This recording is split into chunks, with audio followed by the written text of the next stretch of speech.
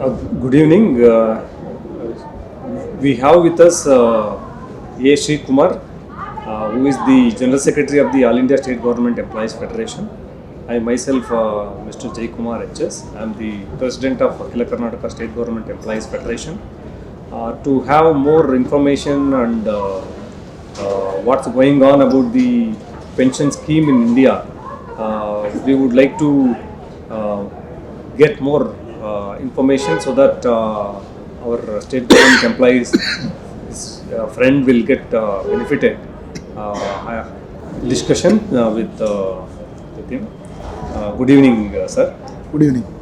Regarding the pension scheme in India, there have been more reforms, and especially in the last 20 years, and at least of late we have been witnessing a lot of uproar among the state government employees in different parts of the country. Can you please tell us about the origination of this pension reforms in India? See, from the time of Britishers, the government employees are receiving pay-as-you-go pension. Subsequently, it has been liberalized, and now each and every employee who retires from service, he will get exactly 50% of the pay as the pensionary benefit. And this is as part of the defined pension scheme. It was in 2001 that Government of India has appointed Bhattacharya Commission to prepare the reformative measures in the pension system in our country. Actually, it is a Waldman IMF dictation. They want to privatize the entire pensionary system in our country. The Bhattacharya Commission report itself underlines the entire privatization of the defined benefit pension system in our country. So, they have submitted the report to the government to privatize the pension system, and without any discussion, even inside parliament or outside parliament, or without service organizations or trade unions, anywhere in our country, union government has implemented unilaterally the pension reforms, and it is named as the old age pension reforms. And it was on 26th December 2003 that the NDA government, headed by Sri Atal Bihari Vajpayee, promulgated the National Pension System Ordinance. At that time, it was named as New Pension Scheme. Later on, it was named as National Pension System. This was actually without any consultation in any sector. Government have unilaterally implemented the pension reforms or the pension privatization. So they implemented it in central government service from 1st of January 2004. In Kerala, in January 2002, the then Congress-led government, headed by Sri Sri Yaki Antony, decided to implement the new pension scheme, means decided to privatize pension. The entire employees started the indefinite strike, and it continued for 32 days, and at last government deferred the decision to implement the pension privatization in Kerala. In 2003, it was Ms. Jayalalitha government in Tamil Nadu declared so many anti-employee policies and measures in Tamil Nadu, and as part of it, she also declared the contributory pension system should be implemented in Tamil Nadu. The Tamil Nadu government employees have gone for indefinite strike, and which resulted in the termination of 1.71 lakh of employees. Anyhow, government of Tamil Nadu has implemented the pension privatization in 2003. In central government service and in majority state government service, it has been implemented from 1st of January 2004. But in some states, it has been implemented, the cut-off date varies from state to state. In Tripura, it was implemented in 2017 only, because the Left and Democratic Front government declared they will not implement the pension privatization. In West Bengal, the government has not yet implemented the contributory pension system. So in our country, many struggles have been started in different states. The entire employees coming under national pension system, they are in a war path. Recently, Chhattisgarh government declared a rollback in the NPS, and they decided to implement the old pension system, that is defined benefit pension scheme. Sir, before getting into the rolling back of the NPS scheme, I would like to ask you one question.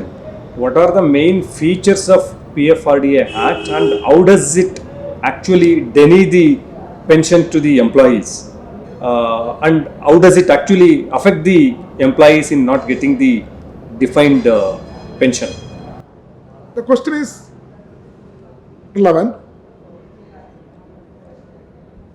It was in 2006, the first UPA government decided to table the PFRDA bill in Parliament, and the Left and Democratic forces, they raised the objection inside and outside the Parliament, and the first UPA government can go ahead with tabling the PFRDA bill in Parliament. During the second UPA government, where the number of Left and Democratic Front MPs are comparatively less, the UPA second government, the Manmohan Singh government, they tabled the PFRDA bill in Parliament with the support of NDA, who is the main opposition party at that time in Parliament, and all other regional parties. They got success in approving the bill in the Parliament, and later on it becomes the PFRDA Act. It is to be remembered that the Congress, the ruling party, the BJP, the main opposition party, and all regional parties, they supported the bill, so that the bill have been passed in the Parliament with the resistance and objections from the left. Only the Left and Democratic Front MPs have raised objections, and they have voted against the bill in Parliament. So at that time, in the PFRD Act itself, it is stated that the contribution from the employee is 10% of the total emoluments of the subscriber. The matching contribution is also 10%. Subsequently, government have revised. The matching contribution has been enhanced to 14%, but the employee's contribution is still continues as 10%.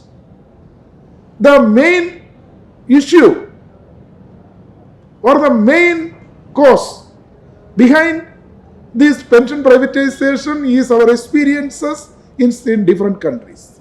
You know, California state employees pension fund is the biggest pension fund in the world. During the economic meltdown in 2008, the system collapsed. Most of the subscribers in that pension system got only below 50% of the monthly pension. The same is the case with the majority pension systems, pension schemes in Europe and in all of the rest of the world. So, the contributory pension system itself works from the return. They are earning from the share market. Actually, it is a corporate, whether it is our domestic corporates or it is the multinational corporates, they are the only beneficiaries from the pension privatization. The flow of money is continuous because each month government is recovering the contribution. Each month the matching contribution altogether is going to the exchequer, then it is flowing to the share market. So the corporates are so happy that even during the economic meltdown period, they will get enough and more money because money is in the pipeline. So they are so happy and they are only the beneficiaries for the contributory pension system. So these are the issues behind that contributory pension system. See, in our country, it is All India State Government Employees Federation, Confederation of Central Government Employees and Workers, and our bank unions, All India Insurance Employees Association, etc., started the protest from 2002 onwards against pension privatization. Before getting into the aspect of resisting or the struggle, I would like to ask one question about the various state governments and the central governments have been saying that the the governments of the day incur huge cost towards the administrative expenses, particularly on the salaries and the pension amounts of the government employees, which amounts to 50% to 70%. And if it is so, then how the governments would take up the developmental activities? This is the kind of an argument which has been coming from the government side. So what do you say about it? See, the number of government employees in some cases it is increasing. So the number of retired persons also increase. Eventually it will happen. But what actually our rulers are telling is not correct. Because it is the responsibility of the government to collect the revenue. They are telling that our revenue is not collecting. Whenever they are giving much bonanza to the corporates, see, 10 lakhs crores of money drawn by the corporates from our banks have been gone. They have given written off for the so many lakhs of crores of rupees that they have to remit to the exchequer. Every time, whenever the corporates are saying that they are not in a position to repay the money or they cannot pay the tax, then all the tax have been waived off. All the money they have taken from the banks have been written off.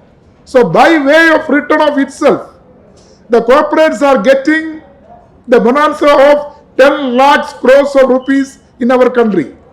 At the same time, government is saying that the state governments or the central governments are in a financial crunch. Who is the responsible for person for a financial crunch? Is it the state employee? You should check. The state employees are doing their job well. In the pandemic period itself, a number of employees and teachers have lost their lives because, of course, we accept and we agree. It is our responsibility and it is our duty to address the issues of during the time of pandemic. But a number of employees and teachers have lost their life because we should have to do our own duty. Here, what the government is telling is that they are not at all collecting the money.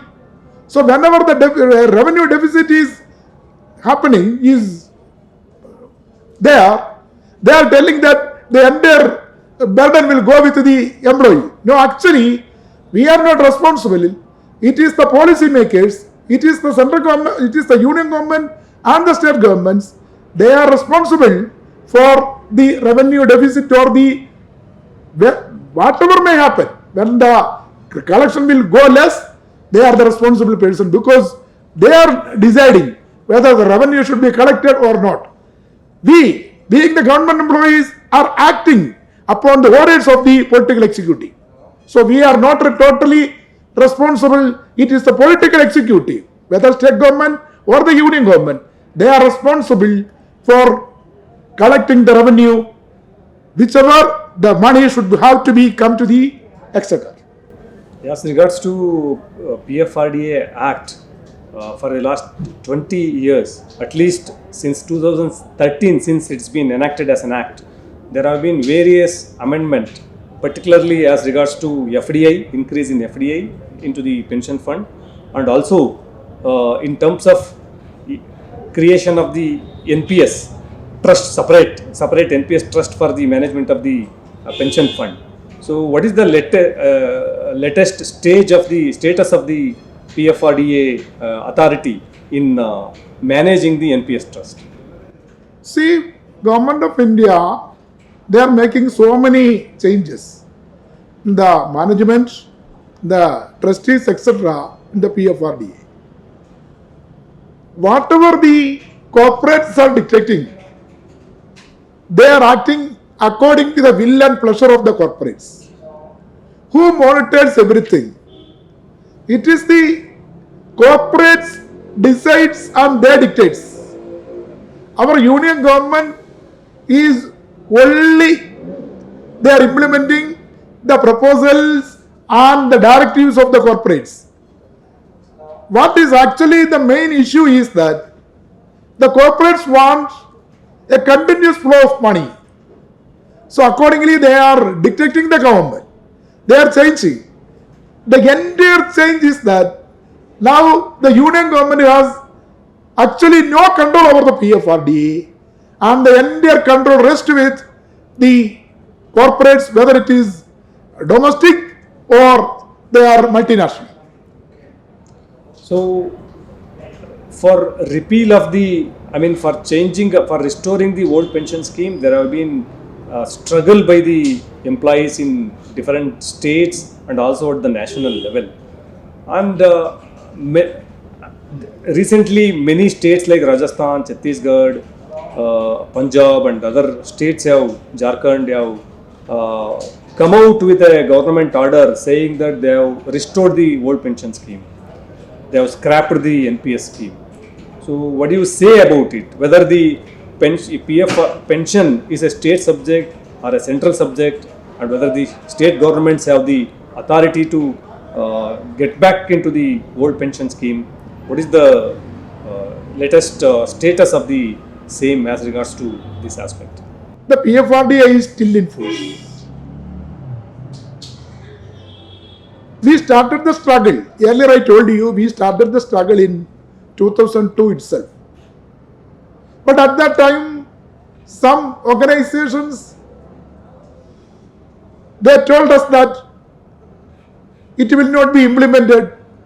There is no harm. It is beneficial to the employee. So that was the argument and plea of most of the organizations. So even from the very beginning, we started the campaign against the PFRDA Act. We demanded the scrap of NPS. We demanded the enrolling of the entire employees, entire subscribers under NPS to old pension scheme. See, gradually employees are joining us. At the same time, there are so many divisive forces are there. Everybody knows who are the forces behind the curtain. They are approaching the subscribers under National Pension Scheme or the new recruitees. And they have been organized separately. And they are also taking away these sections of employees separately, telling that we should go for agitation. So our stand is crystal clear. We are totally against PFRDA Act. Of course, you are telling Rajasthan, Chhattisgarh, Jharkhand, Punjab, and now Himachal Pradesh also declared a rollback. But don't remember that the PFRDA Act is still there. In our country, the state governments and the union governments are elected for a 5-year term. Don't forget that. Every time the government may change, another government may come into power. The PFRDA is still in force and the state governments can alter their decision at any time. Another issue is that we have collected the money from the employees, subscribers, and it has been deposited with the PFRDA. The matching contribution of the states are also deposited with the PFRDA. The state governments have approached the PFRDA for returning the money. What is the stand taken by a PFRDA? PFRDA absolutely made it clear that they are not ready to return the deposited money. So it is stated by the PFRDA that there is no provision for an exit. So once the money is deposited, it will be returned in accordance with the provisions of the PFRDA Act. Rajasthan government, Jharkhand, Chhattisgarh or Punjab, whichever may be, the question is not clear whether the amount will be returned in time or it will be returned after 25 or 30 years, whichever may be, the subscriber retires after completing the entire duration of service. So the issue is like, it is the central government to repeal the PFRDA Act. That is why we are demanding repeal of the PFRDA Act. Of course, the state have their own role. The state can also take some actions. That is why Chhattisgarh, Rajasthan, Jharkhand, Punjab, etc. has taken some action. But these actions are only intermediary steps only. Whenever the PFRDA Act is there, there is the possibility that the rollback will be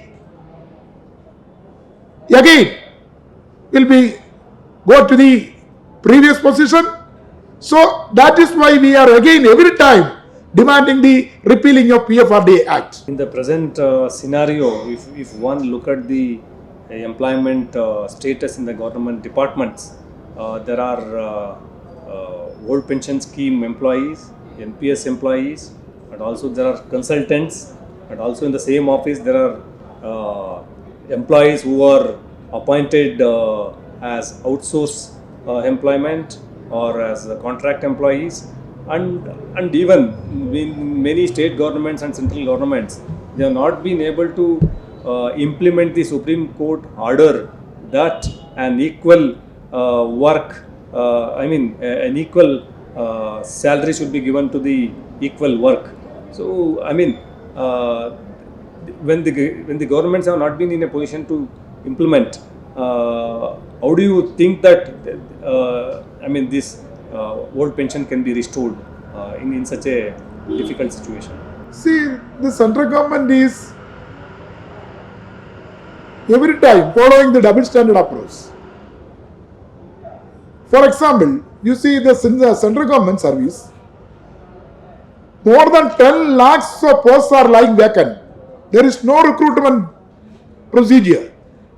Group D, Group C recruitment is not at all going on. But they are telling, we are going to recruit, every time they are telling like that. But they are keeping the most of the posts lying vacant. The same is happening in most of the BJP ruled states and the Congress ruled states. Gujarat, during the last 20 years, the regular appointment is sometimes meager. In West Bengal, in Bihar, Jharkhand, Rajasthan, Chhattisgarh, Karnataka, Odisha, everywhere, the regular appointment is comparatively less or meager. It is only in Kerala that the regular recruitment is going on through the Public Service Commission and the employment exchanges. And this is the double standard approaches of the union government and most of the state governments. So coming back to our issue of NPS, no doubt that we can achieve the goal because the employees have the capacity. We are workers. So whenever the worker will unite and we will go for a struggle, nobody can prevent us. With consistent and continued strike and struggle, I think we can compel the union government and the state governments to repeal or to annul the PFRDA Act. Because we have the manpower, we have the capacity. There are so many experiences in the past, in the history of central government employees, in the history of state employees.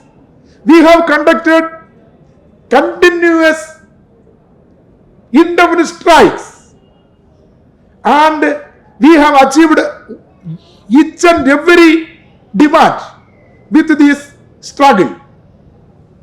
On each and every issue, we achieved, we settled our demand as part of the struggle.